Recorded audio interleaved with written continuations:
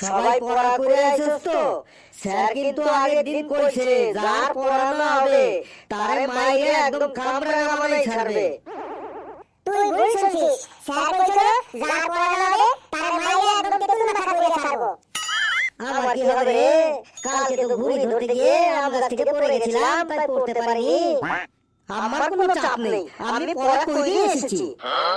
দুঃখের সময় হাসির কথা বলিস না রে ফেলু, তুই পড়া করে এসেছিস, এটা তো খুব হাসির কথা হয়ে গেল রে। দেখ স্যার আসুক, তাইলে প্রমাণ পাবি পড়া করে এসেছি কি না করে এসেছি। এই চুপ চুপ, স্যার আস্তে আস্তে, সবাই দাঁড়া।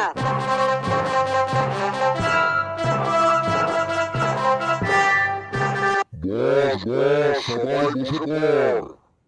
Good morning sir. পড়াটা ধরি, তারপরেই বুঝতে পারবি যে মর্নিংটা গুড না ব্যাড। আগের দিন বলেছি